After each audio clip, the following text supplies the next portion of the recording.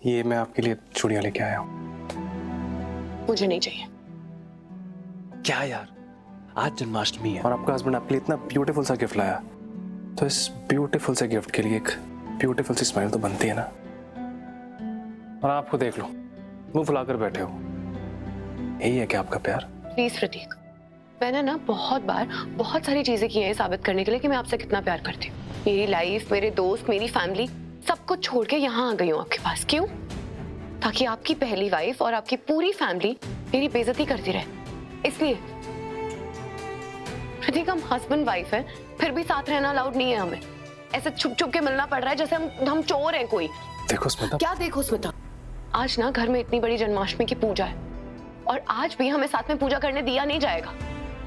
आपके साथ पूजा करेगी तो वो दिव्या, और मैं पीछे खड़े होके बस देखती रहूंगी, बेइज्जत होती रहूंगी जैसा सत्संग में हुई थी।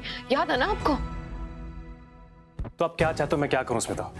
आपने देखा ना, मैंने दिव्या को कितनी बार साफ साफ कहा है कि मैं उससे प्यार नहीं करता, बल्कि आपसे प्यार करता हूं, पर मेरी किसी भी बात का उस पर कोई असर नहीं पड़ता। इसमें मेरी क्या गलती है? मेरा पूरा परिवार उसके साथ खड़ा है अभी। मुझे फर्क नहीं पड़ता। अगर आज की पूजा में मैं आपके साथ नहीं बैठी तो मैं आपको छोड़ दूंगी। आपकी लाइफ और इस घर से हमेशा हमेशा के लिए चली जाऊंगी। स्मिता, मुझे स्मिता,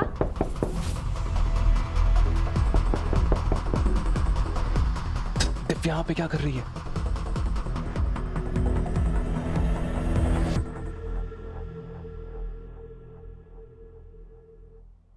ओ,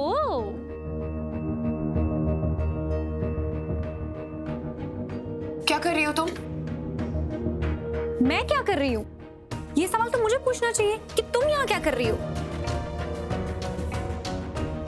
और इतनी सजी धजी क्यों? कहीं ऐसा माने तो नहीं बैठी कि मैं नहीं तुम बैठोगी प्रतीक के साथ पूजा में? कोई शक है तुम्हें इस बात पे? प्रतीक के साथ आज पूजा मैं ही करूंगी और उनके साथ मैं ही बैठूंगी। तुम चाहे जो मर्जी कर लो। ऐसा कभी नहीं होगा, कभी भी नहीं।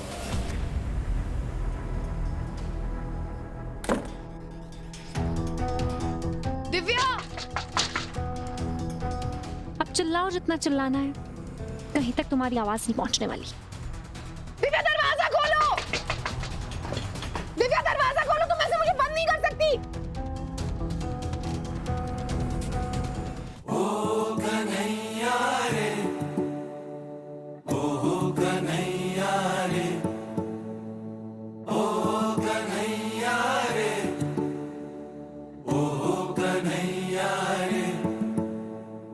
आओ जरा तुम कन्हैया, उलझन में है मेरी नैया।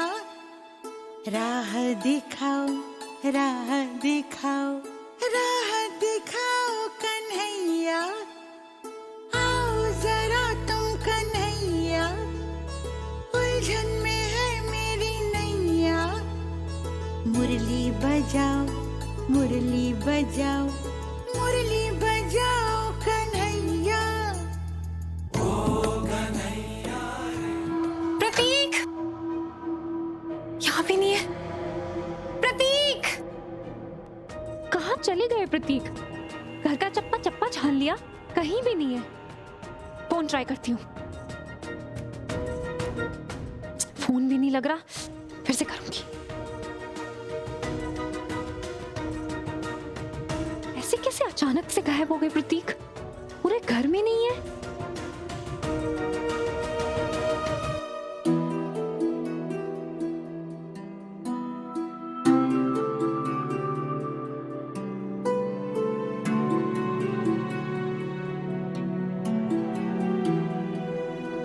प्रतीक और दिव्या कहाँ हैं?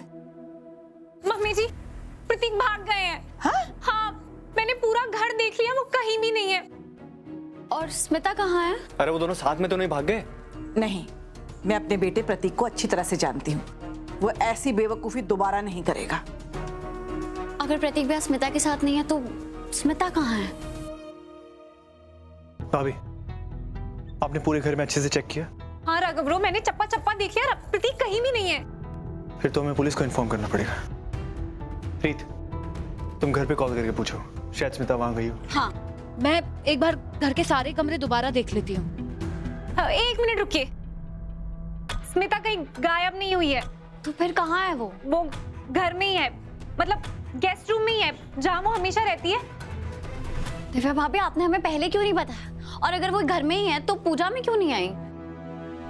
क्योंकि मैंने उसे रूम में लॉक कर दिया है।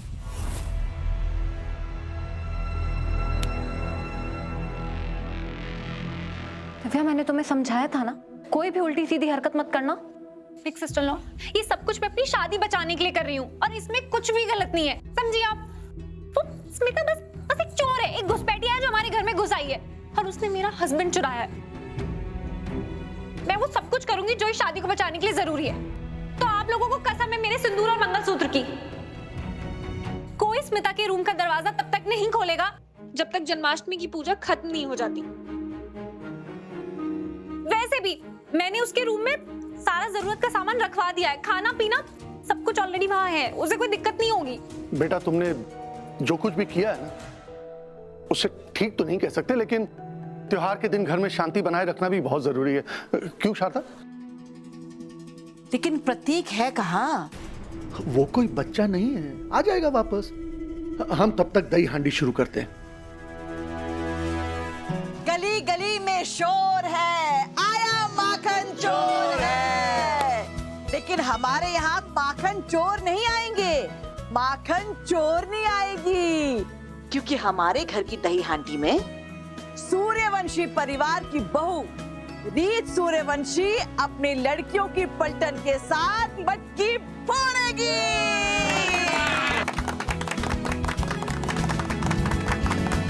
बहुत जल्द मेरा प्लान अब कामयाब होगा रीत रिपोर्टर। चलो लड़कियों, आज मटकी फोड़ के सबको बता दे कि हम लड़कियां किसी से कम नहीं हैं। रीत, इस बार मटकी मैं और मेरे गोविंदा फोड़ेंगे। राघव, आप यहाँ क्या कर रहे हैं? हमने तय किया था ना कि मटकी मैं फोड़ूंगी। क्या तय किया? हमारी बात पूरी नहीं हुई थी।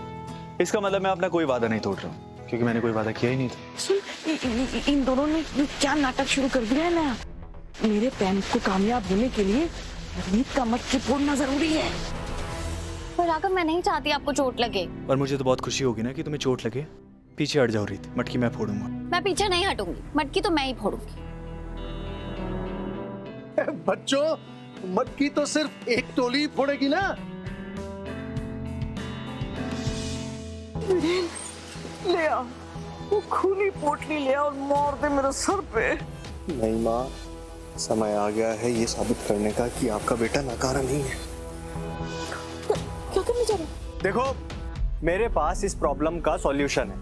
लड़कियों की पलटन और लड़कों की टोली के बीच में एक मुकाबला होगा, रस्साकशी का, टग ऑफ वॉर। और जो ये कंपटीशन जीतेगा, दही हांडी फोड़ने का मौका भी उसे को ही मिलेगा। मुझे मंजूर है। जीतेगी तो लड़कों की ताकत ही। 100% ये बुआ जी की चाल है, ताकि राघव ही मटकी फोड़े। ठीक है, मुझे भी मंजूर है और मैं आपको जीतने नहीं दूंगी। ठीक है। हाँ तो ठीक है, देख लेते हैं कौन जीतेगा। हैं? मुकाबला शुरू करते हैं, चलो। तुमने तो मेरा दिल खुश कर दिया, पहला झंडा गाड़ दिया तुमने।